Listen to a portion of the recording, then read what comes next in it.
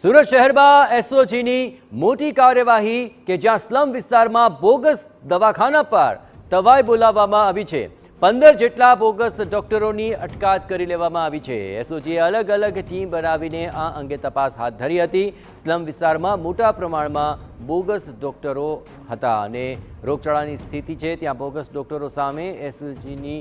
આ લાલ આંખ કરવામાં આવી અને તેની અંદર 15 જેટલા ડોક્ટરો સપડાયા છે। સુરત શહેરના સ્લમ વિસ્તારની અંદર જે બોગસ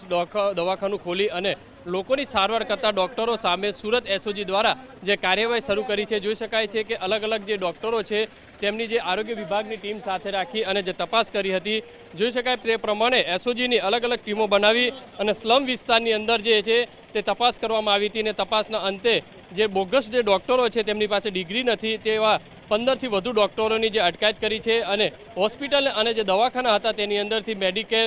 જે દવાઓ છે તે જે છે તે કબજે કરવામાં આવી છે, બોટલો છે તે કબજે કરવામાં આવી છે। લોકોને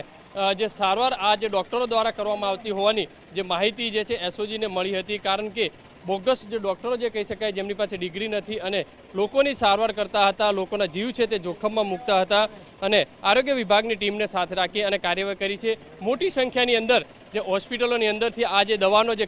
જથ્થો છે તે કબજે કરવામાં આવ્યો છે। જોઈ શકાય છે એસઓજી દ્વારા જે રેડ કરવામાં આવી હતી અને આજે છે તમામ જે દવાઓનો જથ્થો છે તે પોલીસ દ્વારા જે કબજે કરી અને તેની કાર્યવાહી છે તે શરૂ કરવામાં આવી છે। આ તમામ જે ડોક્ટરો છે એક પછી એક જે ડોક્ટરો કહી શકાય તેમની ડિટેન જે કરવાની જે કામગીરી છે તે કરવામાં આવી છે, કારણ કે સ્લમ વિસ્તારોની અંદર જે લોકોને જે ખબર નથી હોતી ડોક્ટરોને પાસે ડિગ્રી છે કે નહીં, તમામ જે ડોક્ટરો છે તમામ ડોક્ટરોની જે અટકાયત કરવામાં આવી છે અને પોલીસ દ્વારા આજ બાબતે જે તપાસ કરવામાં આવી છે, આજે છે તેમની પાસે સર્ટિફિકેટો છે તે ડોક્ટરોના જે મળી આવ્યાની જે વિગતો સામે આવી છે। મહત્વની વસ્તુ એ છે કે 15થી વધુ જે ડોક્ટરો છે તેમને ડિટેન કરવાની જે કામગીરી છે તે કરવામાં આવી છે અને તપાસની અંદર હજુ પણ સુરત શહેરના અલગ અલગ વિસ્તારોની અંદર આવા બોગસ ડોક્ટરોનો જે રાફડો ફાટ્યો છે તેમની સામે પણ કાર્યવાહી થવી જરૂરી છે, કારણ કે લોકોના જીવ જોખમમાં મૂકી અને આ લોકો છે તે જે દવાખાના ચલાવતા હોય છે નજીવી બાબતે નજીવી રૂપિયા લઈ અને લોકોની સારવાર કરતા હોવાની જે વિગતો છે તે સામે આવી રહી છે। કેમેરામેન સંજય ચંદ્ર સાથે બલદેવ સુથાર, TV9 સુરત।